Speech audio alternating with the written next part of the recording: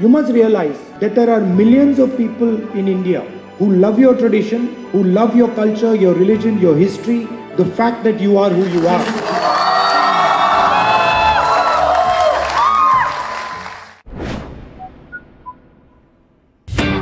Welcome to Rahul Gandhi.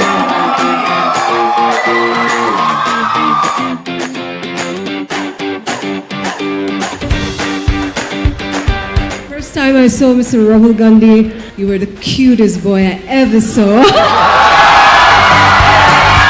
Thank you very much for inviting me here this evening. I have not come here as a professor. I've come here to understand from you what you expect. I've come here to listen to what your concerns are, what your worries are, so that I also have a sense of what the young people of Mizoram are feeling.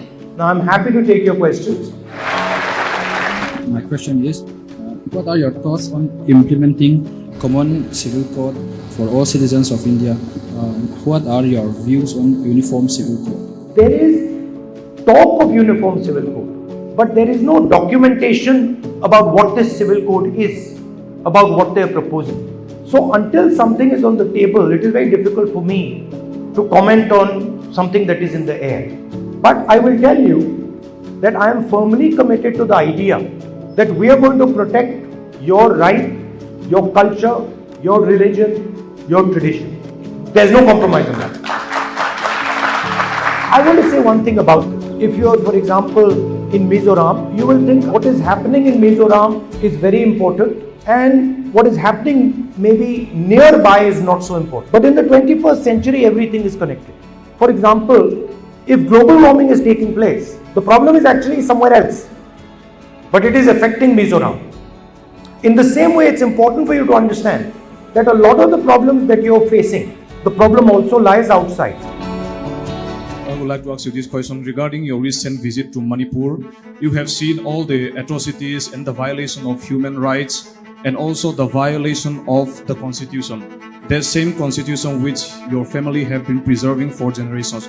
So can you give me an opinion from your visit, not from a political point of view, but from a humanitarian point of view? If you went to Manipur, there were now suddenly two Manipurs. One Meitei Manipur, another Kuki Manipur. And essentially, it is the result of a particular type of politics. Politics of anger, politics of division, and politics where we are not able to see the similarity between us, that we only see the difference between us. And clearly, there was an element there of the BJP wanting that type of thing to happen. It didn't just happen on its own. I mean, I'm in shock that the Prime Minister of India has not gone to visit a state which is burning for the last 4 or 5 months. I think there's a space for love in politics. It's a strange thing. The word is never used. Have you ever heard a politician use the word love? Except me. Right? You use it every day.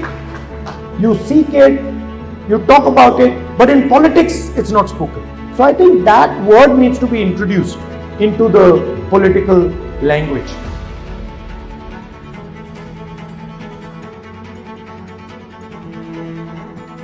Hello sir, Namaskar.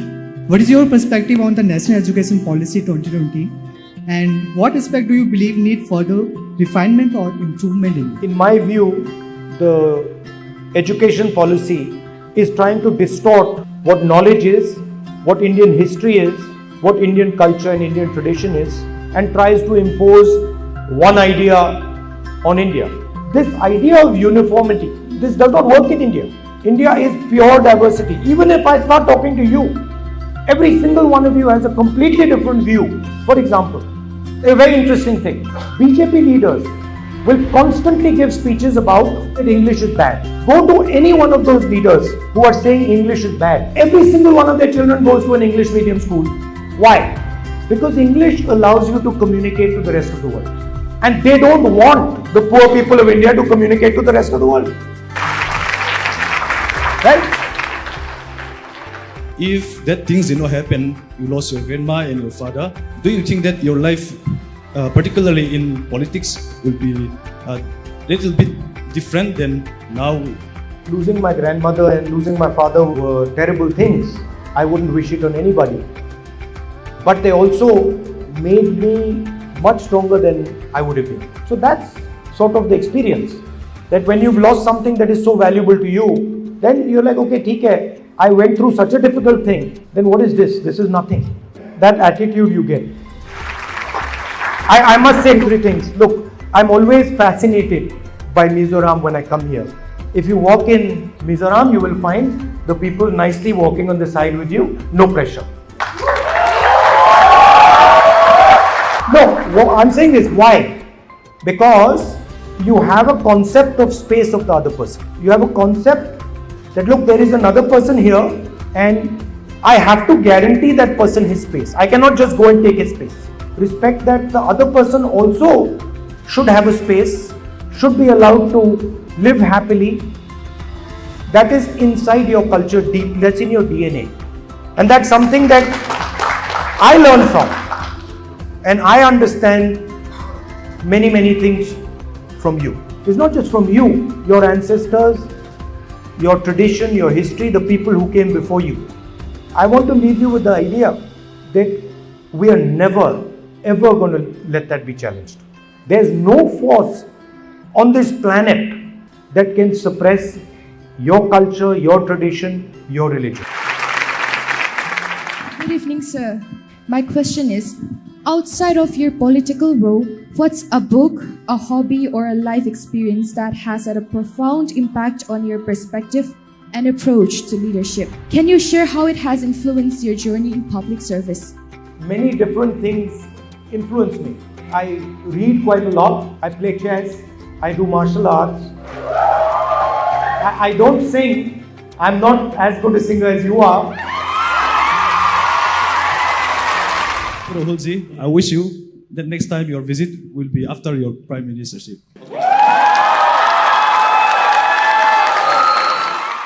Thank you very much.